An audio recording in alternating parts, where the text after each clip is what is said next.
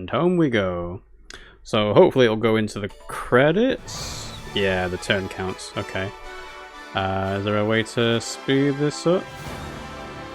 No? Okay, well. Alright, well, I guess this is as close to a credits thing as we'll get. So yeah, I think that this had the potential to be the best game from a gameplay perspective.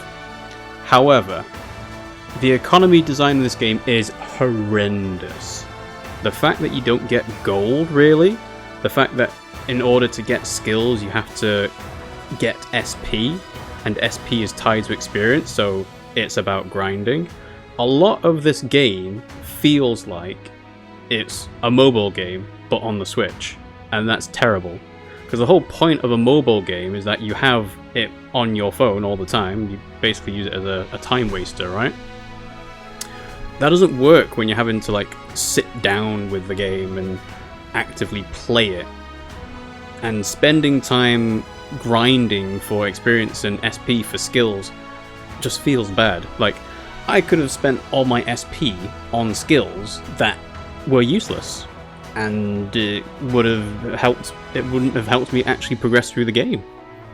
So, I mean, the problem is that I think that they had the right way to do skills in Radiant Dawn. Is every unit gets a personal skill, every unit has a skill gauge, and you can swap the skills around, but if you take a personal skill off, then it starts to cost some of the skill gauge, whereas otherwise you get it for free.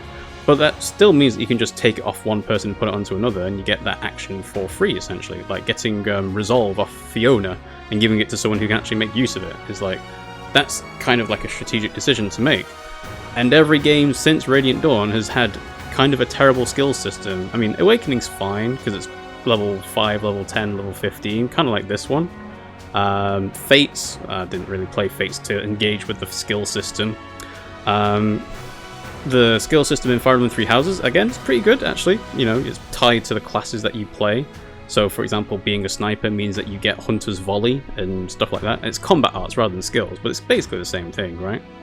And then, again, you get the skills as you progress through that class.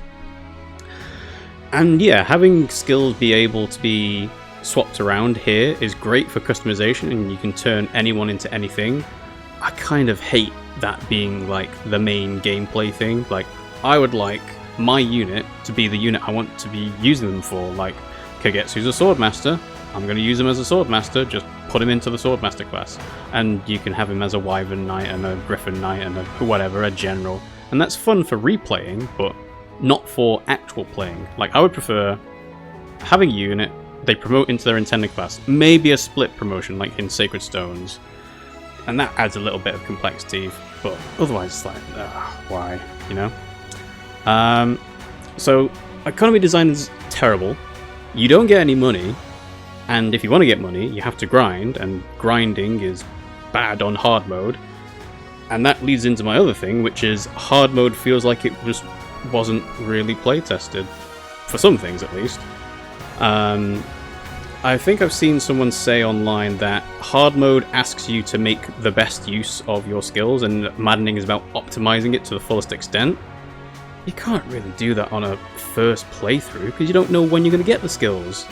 Like, you got the emblems taken away from you in Chapter 11, it's like, guess you should have had Cancer before then, you know? And then suddenly that's a massive difficulty spike in the game. It's like, oh yeah, you've got no emblems now. Like, I played this with the DLC emblems from the Divine Paralogs. Imagine if I didn't have those. I'd be like, oh, I have no emblems whatsoever. I can't do anything here. That just feels...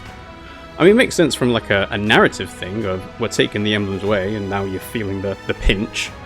But, yeah. And also, if you've been paying attention as we've gone through the battle data, you'll notice that the time it took to complete maps is a lot shorter after Chapter 19. Or is it Chapter 17? One of the two. Yeah, 2 turns on the Azure Twin, for example.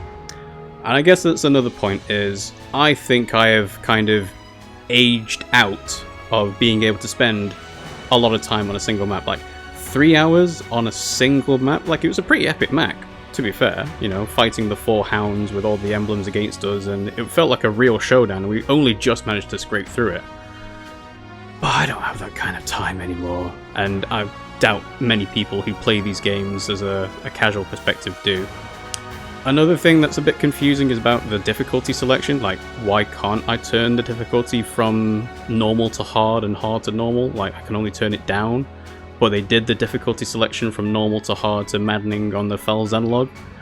And it's just...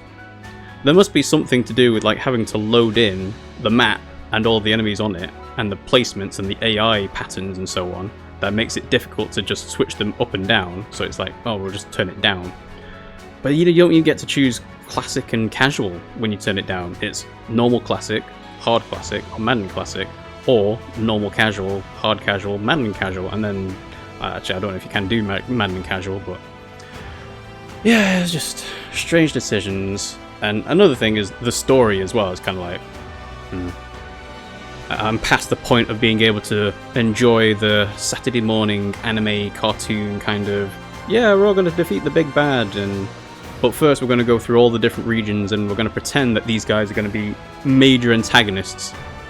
The best part of this game were the 4 hounds, and I wish there was more of it. I wish they were like the recurring antagonist, as well as like Sombron, rather than going through the whole rigmarole of, oh yeah, by the way, we're going to have Sombron be the final boss, but Ivy and Hortensia and Tamara and Fogado are going to be antagonists. You know, Diamant and Alcris. It just...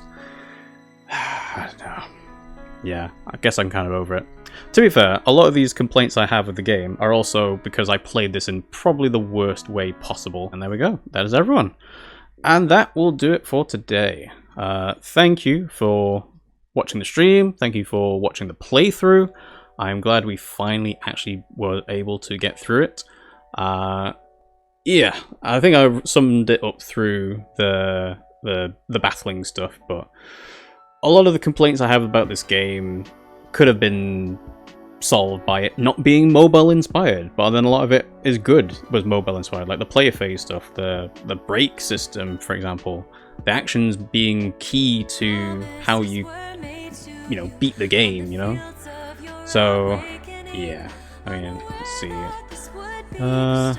Suppose I could skip through this. Yeah, I'm not too bothered about seeing the CG art at the end. Oh, can I skip? Yeah, there we go. All right. But yeah, I have been playing this game for long enough. Oh, that's nice. Seeing all the emblems together.